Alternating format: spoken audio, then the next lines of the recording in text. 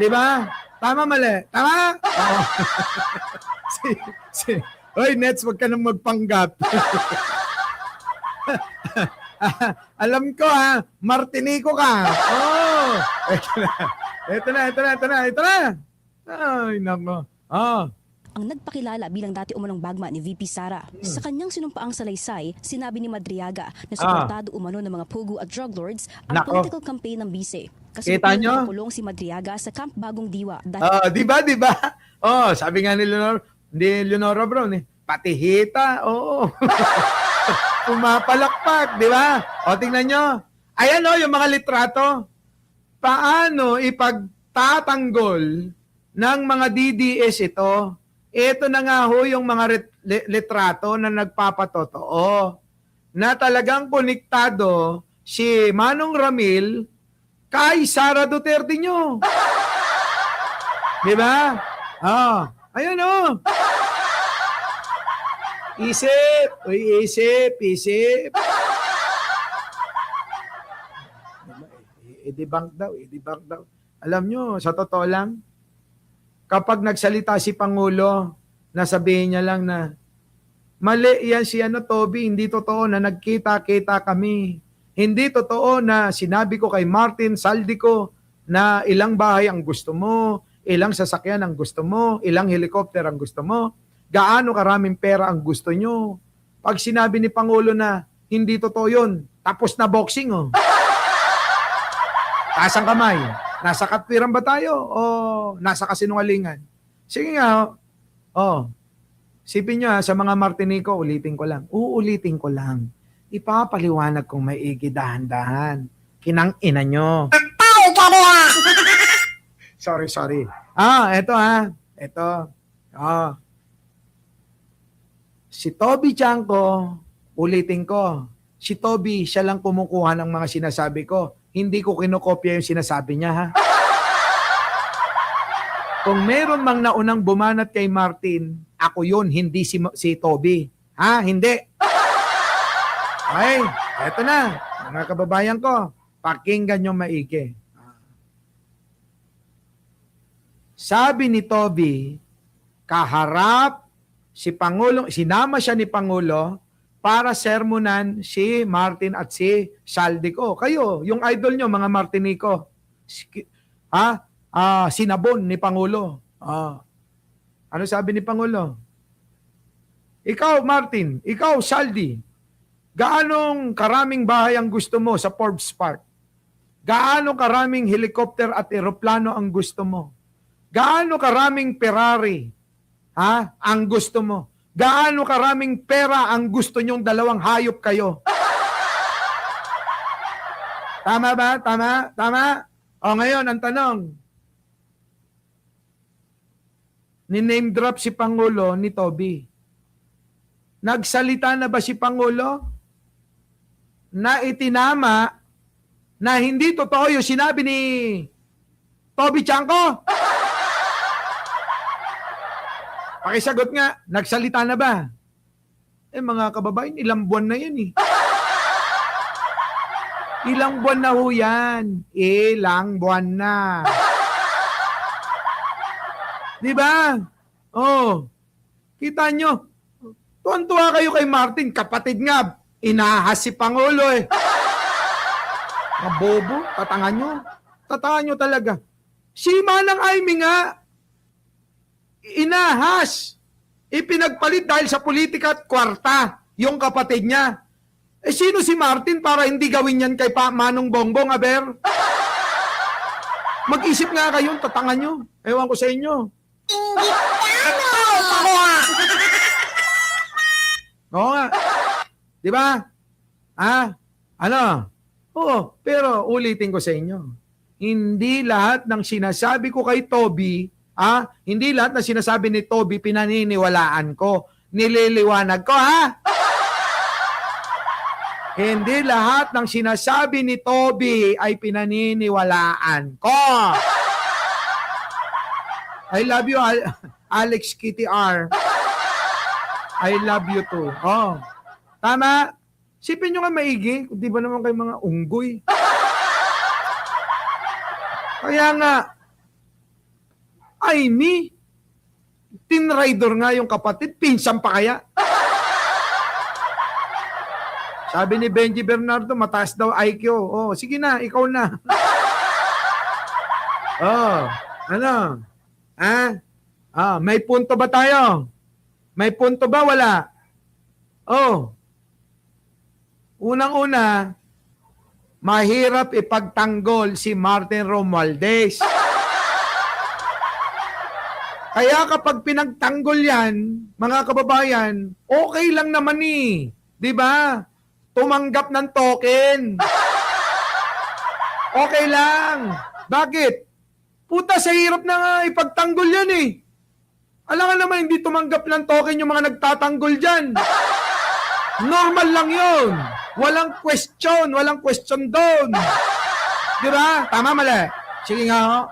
Oh, mga kababayan, tama, mali. Kung tumanggap, kung tumanggap man ng token yung mga nagtatanggol kay Martin Romualdez, okay lang yun, walang question kasi mahirap talaga ipagtanggol yan. Oh.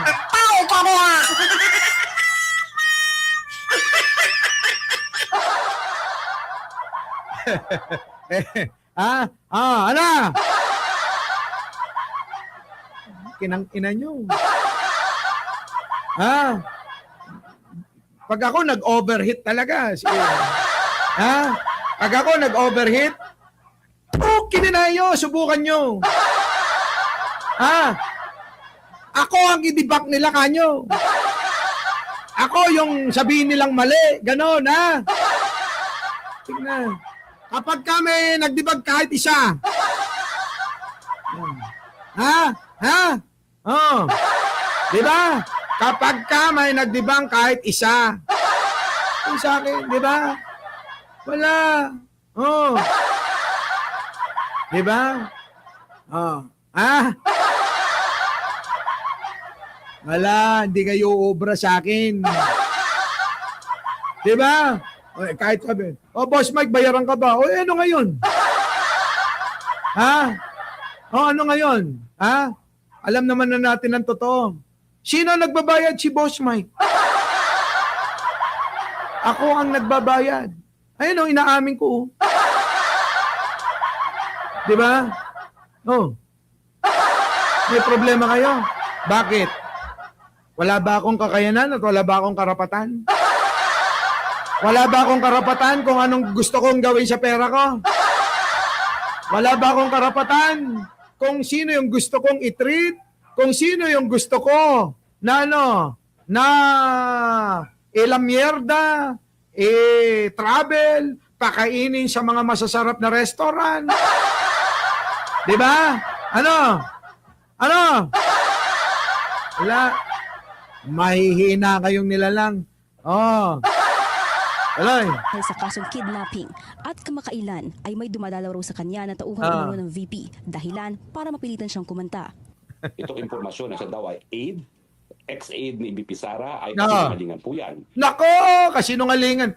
Kung meron po mang kasinungalingan nagsasalita dyan, eto po yan.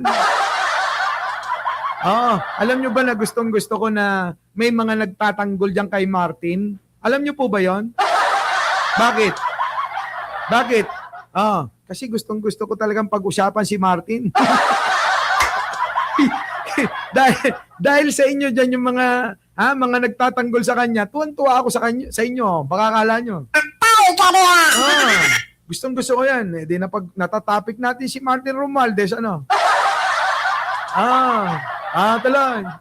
Hindi po siya kakilala ni VP Sara. Hindi daw kakilala. Ayun na nga yung litrato. Tangi, yan Kita nyo mga kababayan ko, Addictos Rex, kita mo naman di sana, Addictos, sabi, hoy, Mike Cervera, bakit binabanata mo si Martin, Dapat ganun, Sinaway na ako. Walang makakasaway kay Mike Cervera, maniwala kayo. Kininayo, di ako nakmanan.